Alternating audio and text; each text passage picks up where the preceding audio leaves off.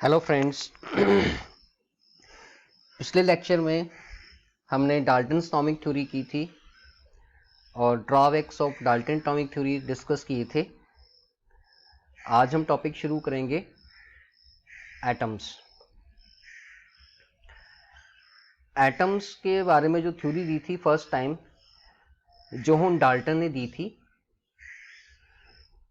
Johan जो Dalton था एक पुअर फैमिली से बिलोंग करता था। उसने अपनी जो बेसिक एजुकेशन है वो अपने फादर से और अपने जो गांव वाला स्कूल है वहाँ से कंप्लीट की और फिर उसने 12 इयर्स की एज में ही एजुकेशन लाइन में एज ए टीचर काम करना शुरू किया। उसके बाद फिर वो मैनचेस्टर चला गया।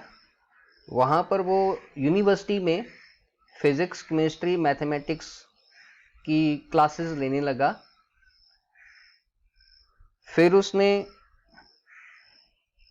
1808 में atomic theory the. Dalton's atomic theory of matter जो है वो एक becomes one of the fundamentals of the modern chemistry। वो एक फंडामेंटल बन गया मॉडर्न केमिस्ट्री के लिए। और जो डाल्टन था, जोहन डाल्टन था, उसने कलर ब्लाइंडनेस के बारे में भी खोज की थी। और जो जोहन डाल्टन था उसने ही फर्स्ट टाइम कैलकुलेट किया था masses of several atoms। और जो जोहन डाल्टन था वो 1844 में उसकी डेथ होगी। क्लियर? जो मॉडर्न केमिस्ट्री है उसका जो फंडामेंटल्स हैं उसके वो किसने दिए? जोहन डाल्टन ने। एक बहुत ही फेमस क्या था, साइंटिस्ट था। जोहन डाल्टन के अकॉर्डिंगली जो एटम था, N atom is the smallest particle of an element that can take part in chemical reactions। Atom जो है वो स्मॉलेस्ट पार्टिकल है, ठीक है जी, किसमें? एलिमेंट्स में। और ये जो स्मॉलेस्ट पार्टिकल है, एटम है, ये ही पार्ट रोल प्ले करता है किसमें? केमिकल रिएक्शंस में। और एटम्स जो है most of the elements are very reactive and do not exist in the free state. वो सिंगल एटॉमिक फॉर्म्स में, एटम्स में वो एग्जिस्ट नहीं करते कुछ एलिमेंट्स, क्योंकि वो बहुत क्या है? रिएक्टिव हैं। वो हमेशा कंबाइंड फॉर्म में ही क्या करेंगे? एग्जिस्ट करेंगे। ठीक है जी, कॉम्बिनेशंस के साथ ही एग्जिस्ट करेंगे। ठीक है, they exist in combination with the atoms of the same element और अदर एलिमेंट। ठीक है, और there are as many kind of atoms as are element. जितने एलिमेंट्स हैं उतने ही हमारे पास क्या हैं? काइंड्स ऑफ एटम्स हैं। वो जो एटम्स हैं ये फ्री स्टेट में एग्जिस्ट नहीं करते, क्योंकि ये रिएक्टिव्स होते हैं और ये एग्जिस्ट करते हैं in the form of combined form. Compounds की फॉर्म में एग्जिस्ट करते हैं, डाइएटॉमिक, ठीक है जी, टेट्राएटॉमिक, और कंपाउंड्स की फॉर्म में क्या करेंगे? एग्जिस्ट करेंगे। क्यों? क्योंकि दे आर वेरी रिएक्टिव, वो रिएक्टिव होते हैं। और जो एटम है, atoms are the very very small in size. उसके साइज के बारे में भी किसने दिया था? जोहन डाल्टन्स ने आइडिया दिया था, वो उसकी कैलकुलेशंस की थी। जोहन डाल्टन ने ही फर्स्ट टाइम एटम के रेडियस की कैलकुलेशंस की। ठीक है, कुछ जो एटम्स हैं, एलिमेंट्स हैं, उनके एटॉमिक मासेस की कैलकुलेशंस की थी। और सबसे जो छोटा हमारे पास एटम है, hydrogen atom is the smallest atom of all. जितने भी एलिमेंट्स हैं, जितने भी एटम्स हैं, उनमें से जो सबसे छोटा हमारे पास एटम है वो कौन सा है? हाइड्रोजन है। ठीक है, और जो एटम्स हैं इतने स्मॉल हैं, इतने छोटे हैं, टाइनी पार्टिकल्स हैं, उनको हम नेक्ड आई के साथ नहीं देख सकते। वो उनको देखने के लिए, ऑब्जर्व करने के लिए हम यूज करते हैं मोस्ट पावरफुल ऑप्टिकल माइक्रोस्कोप्स। ये जो मोस्ट पावरफुल ऑप्टिकल माइक्रोस्कोप है, ये इसे क्या बोलते हैं हम? STM। STM मीन्स किया स्कैनिंग, ठीक है, टनलिंग माइक्रोस्कोप। इस माइक्रोस्कोप से हम जो हमारे पास मेटल है, ठीक है, जो एलिमेंट है उसकी सरफेस की क्या लेते हैं, इमेज लेते हैं। वो इमेज कंप्यूटराइज्ड इमेज होगी, कंप्यूटर के द्वारा दी हुई इमेज होगी, और उस इमेज में हम एटम्स को क्या कर सकते हैं, आइडेंटिफाइड कर सकते हैं, ऑब्जर्व कर सकते हैं। ये जो फर्स्ट टाइम जितनी भी डिटेल दी थी ये किसने दी थी, जोहन डाल्टन ने दी थी, ठीक है जी। और एटम का जो साइज है, ठीक है, वो उसको कैलकुलेट करते हैं, किसमें करते हैं, उसके यूनिट यूज करते हैं नैनोमीटर्स। और जो एक नैनोमीटर होता है वो इक्वल्स टू होता है किसके, 10⁻⁹ मीटर की इक्वल होगा। क्लियर। नेक्स्ट उसके बाद चलते हैं जी, नेक्स्ट टॉपिक है हमारे पास symbols of elements. Symbols of elements, symbol क्या है, ये एक स्केच है और एक लेटर है जो किसी एलिमेंट को क्या करेगा, रिप्रेजेंट करेगा, ठीक है। जैसे हमारे पास सिंबल्स होते हैं, ठीक है, रोड सिंबल्स होते हैं, ठीक है, वो हमें डायरेक्शन बताते हैं कि इस तरफ टर्न करना है, राइट तरफ टर्न करना है, यू टर्न है, एस टर्न है, ठीक है, एल टर्न है। इसी तरह जो एलिमेंट्स हैं उनके साइंटिस्ट ने क्या दिए, सिंबल्स दिए शॉर्ट फॉर्म में, उनको लिखने के क्या लिखे, उन्होंने स्केचेस बनाए, या उनको बोल सकते हैं कि लेटर्स बनाए। वो जो स्केचेस हैं, ठीक है, एलिमेंट्स को शॉर्ट फॉर्म में लिखने के लिए उनको क्या बोल देते हैं, हम सिंबल्स बोल देते हैं, सिंबल बोल देते हैं। वो सिंबल हो गए हमारे पास, ठीक है।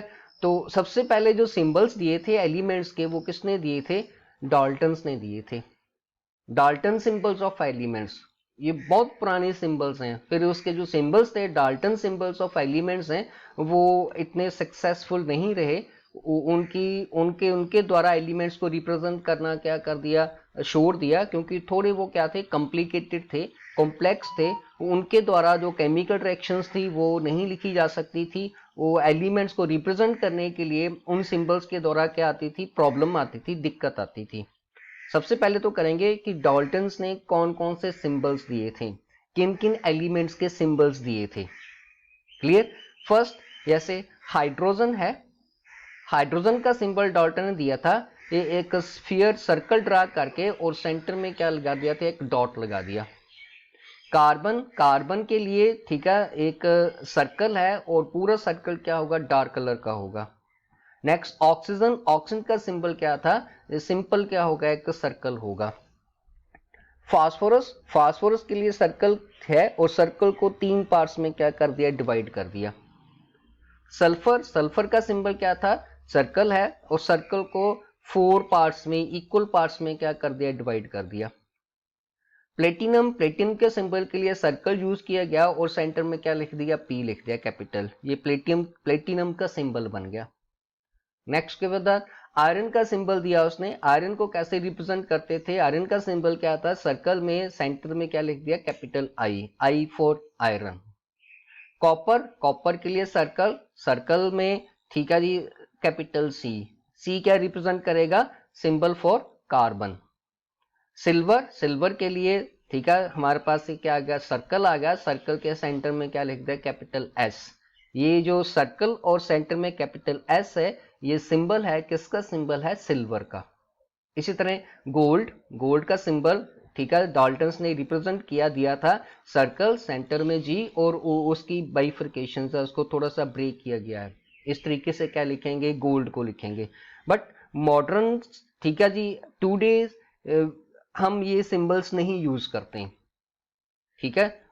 और भी सिंप्लीफाइड फॉर्म में साइंटिस्ट ने हमें क्या दिए, सिंबल्स दिए। वो नेक्स्ट टॉपिक में करेंगे, नेक्स्ट लेक्चर में करेंगे। नेक्स्ट, लेड, लेड के लिए सिंबल कौन सा यूज करेंगे, सर्कल, सर्कल के सेंटर में क्या लिख दिया, कैपिटल एल। सर्कल और कैपिटल एल रिप्रेजेंट कर रहा है, किसको रिप्रेजेंट कर रहा है, किसका सिंबल है जी, लेड का। नेक्स्ट उसके बाद मरकरी, मरकरी के लिए, ठीक है, सर्कल और सर्कल के, ठीक है, साथ साथ जो उसकी बाउंड्री लाइन है उसके साथ डॉट्स रिप्रेजेंट किए हैं, डॉट्स लगे हुए हैं।